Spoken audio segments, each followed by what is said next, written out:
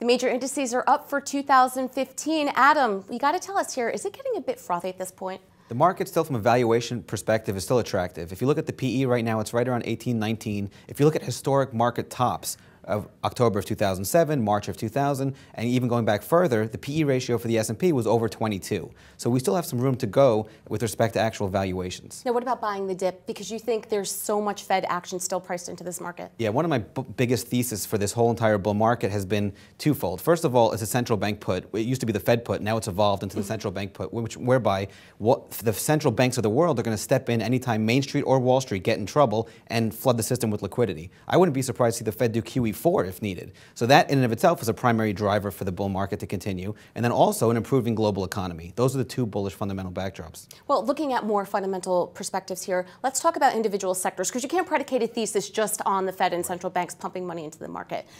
Let's look at the year-to-date chart on the SPY and the Q, which are two major ETFs that investors follow, both healthily over the 15-200-day moving averages.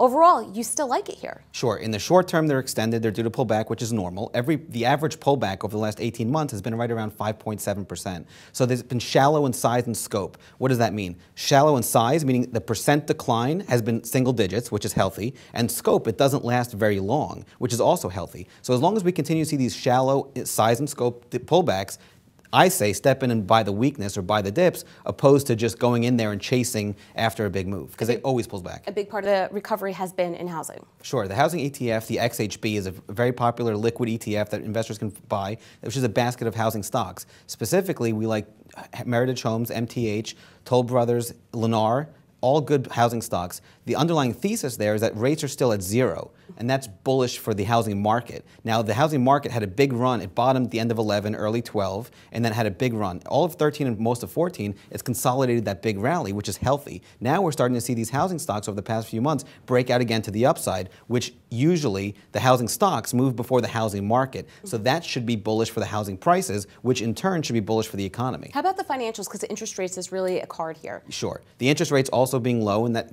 could, you make a case both ways for financials, but typically the financials are the engine of the economy. As long as the economy continues to improve, financials should bode well, especially with all the liquidity being injected into the system. Financials are a direct beneficiary of all that easy money from global central banks. And let's wrap it up with social media. Social media is one of my favorite sectors because it's literally one of the new, NASDAQ's over 5,000 today, big news. It's getting back to the March 2000 high.